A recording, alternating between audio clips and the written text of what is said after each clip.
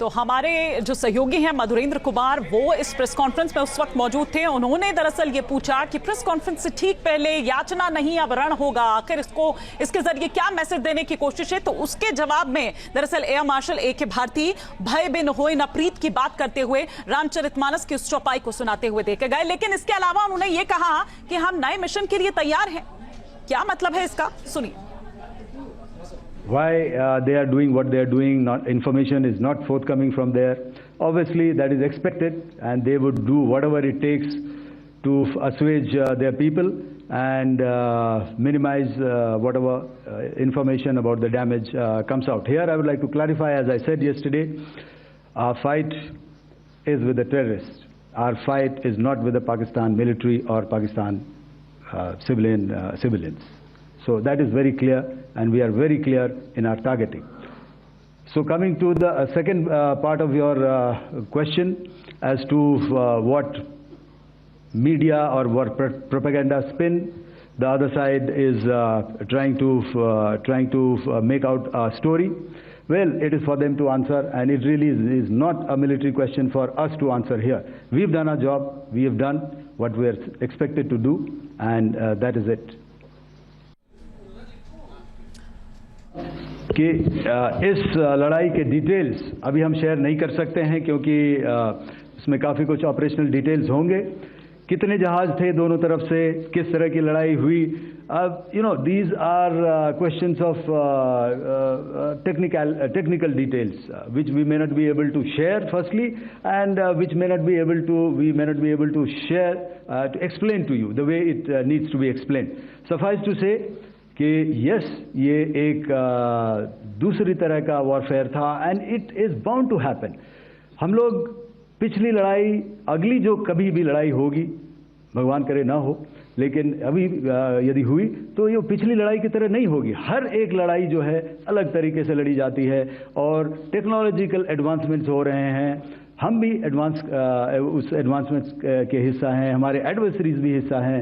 So it is a cat and mouse game, and you have to be ahead of the curve to beat your adversary. So that is what is going to happen. So if you ask, was this different? Was this engagement different? Definitely it was different. And a lot of new aspects have come out, but we were prepared for it, we were trained for it, and we were equipped for it. That is the only aspect that I can share with you at this time. Thank you. तो हमारी पिछली लड़ाई से अगर अगली लड़ाई होती है तो वो बिल्कुल डिफरेंट होगी। पिछले का उसमें कुछ नहीं, क्योंकि हमारा रूल ऑफ एंगेजमेंट जो है वो चेंज हो चुका है, वो बदल चुका है। हमारे सहयोगी मधुरेंद्र कुमार इस वक्त खुद हमारे साथ जुड़ चुके हैं। मधुरेंद्र, आपने जब उनसे सवाल पूछा याचना नहीं अब रण होगा का क्या मतलब है, उसके जवाब में उन्होंने कह दिया कि भय बिन होए न प्रीत। इसके जरिए न केवल आपके सवाल को सराहा, बल्कि जो अपने तेवर हैं वो भी बता दिए।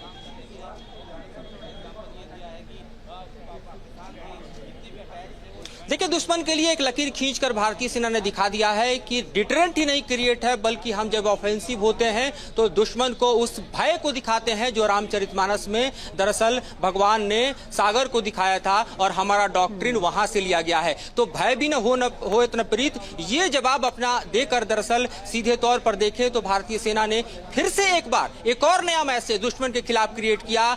हमने देखा कि वीडियो जब रन किया गया प्रेस कॉन्फ्रेंस के ठीक पहले, तो उस वीडियो में रॉक अंदाज में दरअसल राष्ट्रकवि रामधारी सिंह दिनकर की पंक्तियां चल रही थी, और वो शुरू हुई यहां से कि याचना नहीं है रन होगा, जीवन जय या मरण होगा। यह तो दरअसल संदेश दिया गया था। लेकिन इस संदेश के साथ साथ हम देखें तो कल भी हमने ये देखा था कि जब वीडियोस प्ले किए गए थे कल, तो शिव तांडव का जो समूचा एक तरह से देखा जाए, वो जिस तरह से पाकिस्तान में भारतीय सेना ने उनके तमाम ठिकानों को ध्वस्त किया था, उसके प्रतीक के तौर पर उसको भी प्ले किया गया था। तो ये अपने आप में एक बेहतरीन संदेश था। और देखिए, ये पंक्तियां जब शुरू हुई तो यहां से थी कि जब नाश मनुष्य पर छाता है, पहले विवेक मर जाता है, हरने भीषण हुंकार किया, अपना स्वरूप विस्तार किया, डगमग डगमग दिग्गज डोले, भगवान कुपित होकर बोले, जंजीर बड़ा अवसाद मुझे, हाँ दुर्योधन बाद मुझे, हितवचन नहीं तूने माना, मैत्री का मूल्य न पहचाना, तो ले अब मैं जाता हूं, अंतिम संकल्प सुनाता हूं, याचना नहीं अब रण होगा, जीवन जय या मरण होगा, टकराएंगे नक्षत्र निखर, बरसे बरसेगी भू पर बहनी प्रखर, फनस्यों लाख का डोलेगा, विकराल काल मुंह खोलेगा, दुर्योधन रन ऐसा होगा फिर कभी नहीं ऐसा होगा।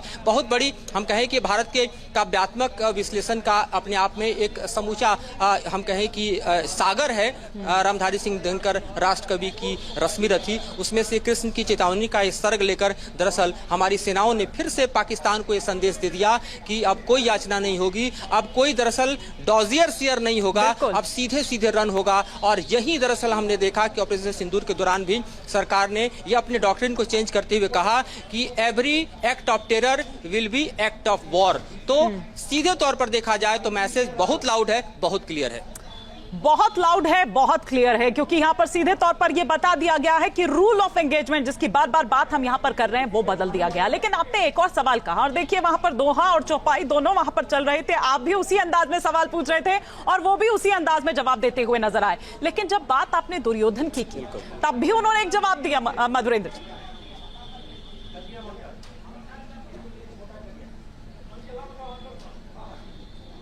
देखिए बिल्कुल बिल्कुल बिल्कुल ये अपने आप में ये डिटरेंट क्रिएट करने के साथ साथ नसीहत भी है कि जब रामधारी सिंह दिनकर लिखते हैं दुर्योधन को एक तरह से कृष्ण चेतावनी के तौर पर कि जब नाश मनुज पर छाता है पहले विवेक मर जाता है, तो जो पाकिस्तान है उसका मरा हुआ विवेक आतंकियों का देता हुआ साथ दरअसल उसके पूरी तरह से डिस्ट्रक्शन का कारण बना, उसके विध्वंस का कारण बना। तो ये भी अपने आप में एक स्पष्ट संदेश है जो दुश्मन को दिया गया। निश्चित रूप से मधुरेंद्र जी आप हमारे साथ बने रहिए। एक बार जरा वो वीडियो हम यहाँ पर दिखाते हैं अपने दर्शकों के लिए, जो दर्शक हमारे साथ अभी अभी जुड़े हैं। अब जाता हूँ तुम संकल्प सुनाता हूँ, याचना नहीं अब रण होगा, जीवन जय की मरण होगा।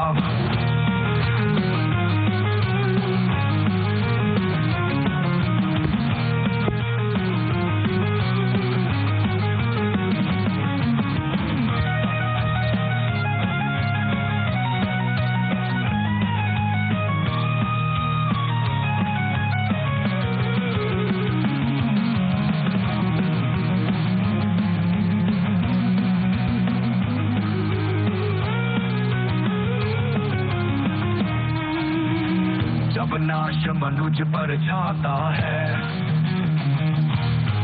पहले विवेक मर जाता है।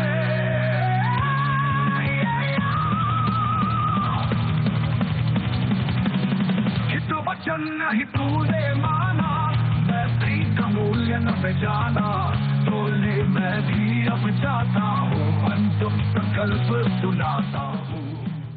तो याचना नहीं अब रण होगा, यही दरअसल वो वीडियो था, यही दरअसल वो संदेश था जो हमारे सहयोगी ने उनसे सवाल किया था और उसका जवाब उन्होंने एक दोहे के जरिए यहां पर कहा। हमारे साथ लगातार बने हुए हैं मधुरेंद्र कुमार हमारे वरिष्ठ सहयोगी, और साथ ही मैं आपसे यहां पर यह भी समझना चाहूंगी मधुरेंद्र, क्योंकि देखिए उन्होंने ये भी कह दिया कि हम एक नए मिशन के लिए तैयार हैं और वो इस वीडियो में भी यहां पर दिखाई दे रहा है। उन्होंने ये भी कह दिया कि हमारी लड़ाई जो है वो आतंक के खिलाफ है, आतंकवाद के खिलाफ है, लेकिन जो पाकिस्तान है उसने उसको पर्सनली मतलब इस तरह से ले लिया, उसको दीन की लड़ाई बता दिया, उसको दीन के लिए बता दिया, ईमान की लड़ाई बना दिया।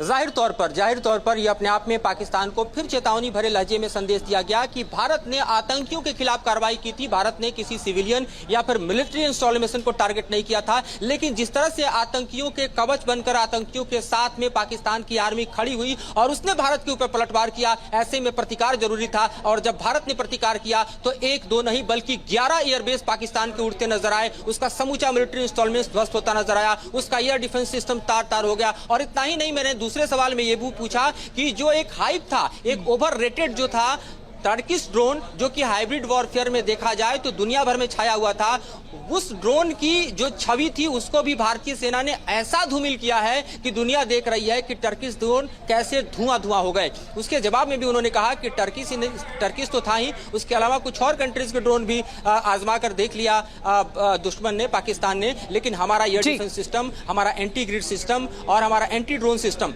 वो इतना एक्यूरेट था, इतना जबरदस्त था कि एक एक ड्रोन जो है वो हमने गिराया और उसमें सफलता हासिल की और दुनिया के सामने है। और इसीलिए तब उन्होंने कहा कि जब हौसले बुलंद हो तो मंजिलें भी कदम चूमती है। बहुत शुक्रिया मधुरेंद्र जी हमारे साथ जुड़ने के लिए। न्यूज नेशन अब व्हाट्सएप पर खबरों की ताजा अपडेट के लिए न्यूज नेशन के इस QR कोड को स्कैन करें